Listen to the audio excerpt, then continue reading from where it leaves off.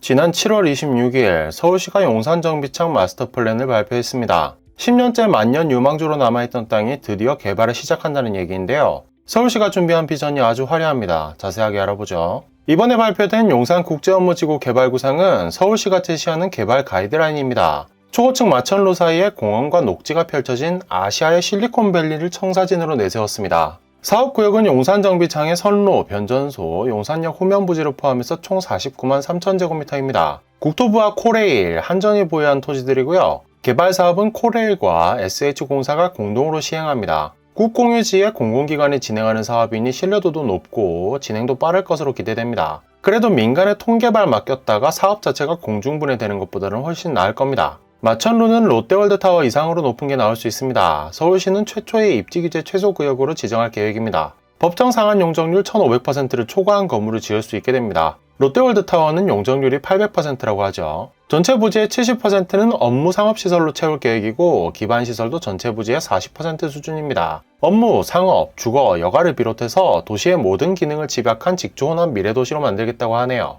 30% 부지는 주거시설로 공급되는데요. 질의에 따르면 총 6,000가구가 공급된다고 합니다. 아파트가 5,000가구에 오피스텔이 1,005, 그리고 전체 공급 물량 중 25%인 1,250가구는 임대주택으로 공급할 예정입니다. 구체적인 구상은 4가지입니다. 융복합 국제도시, 녹지생태도시, 입체교통도시, 스마트도시로 구별할 수 있는데요. 하나씩 간략하게 살펴보죠. 앞서 말씀드린 것처럼 서울시는 용산정비창을 그 자체로 완전한 미래도시로 만들 계획입니다. 전체 부지를 총 4개 구역으로 계획해서 각자 특화 기능을 부여합니다. 국제업무지구의 글로벌 기업과 해외 자본은 서울투자청을 통해서 유치한다고 하네요. 이런 비전을 실현하기 위해서 서울시는 다용도 복합 개발을 허용할 계획입니다. 비욘드 조닝이라고 하는데요. 2040 서울도시기본계획에서 등장한 개념으로 주거, 공업, 산업, 녹지용 등 용도에 묵지 않고 토지를 유연하게 활용하는 방식입니다. 녹지 계획에도 신경 썼습니다. 녹지 비중을 50%까지 끌어올릴 계획이고요. 용산공원, 한강으로 뻗어나가는 방사형 녹지 체계를 구축한다고 합니다. 대규모 중앙공원, 선형공원 계획도 포함되어 있습니다.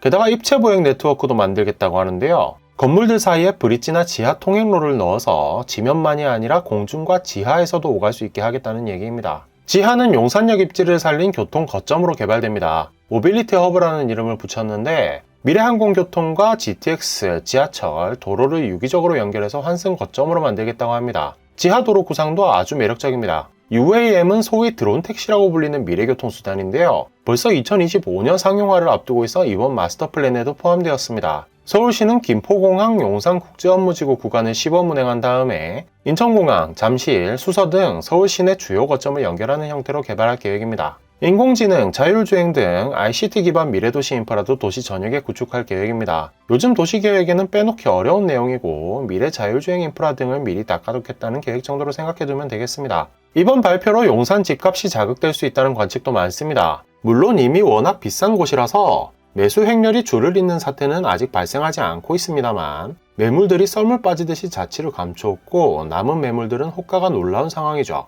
선형 녹지 축에 매우 가깝고 한강도 조망이 가능한 대림아파트는 현재 전용 114제곱미터 호가가 최고 35억 원까지 치솟았습니다. 지난해 7월에 22억 원으로 실거래된 타입입니다. 인접한 한강로 우림필류는 네이버 부동산에 노출된 매물이 단 하나뿐입니다. 올해 4월 18억 5천만 원으로 거래됐던 전용 84제곱미터 호가가 23억입니다. 요즘 전반적으로 분위기가 안 좋은데도 호가가 굉장하네요. 물론 개발에 대한 기대감이 크게 치솟은 상황이니 높은 호가도 이해가 됩니다. 팔려도 좋고 안 팔려도 그만이라는 거죠. 개발이 진행되면 그만큼 값어치도 오를 거라는 계산입니다. 그래도 영향은 한정적일 것으로 보입니다. 이미 국토부는 지난 5월에 용산정비창 일대 주요 재개발 재건축 단지들을 토지거래 허가구역으로 묶어둔 바 있습니다. 투기 수요 진입은 어렵겠죠. 여기까지 서울시가 발표한 용산정비창의 미래에 대해 알아봤습니다. 2025년 앵커부지 착공에 들어간다고 하는데요. 아무래도 사업이 크다 보니 최소 10년 이상은 지켜봐야 할 것으로 보이네요. 오늘 준비한 이야기는 여기까지입니다. 이야기가 마음에 드셨다면 구독과 좋아요, 알림 설정도 부탁드립니다.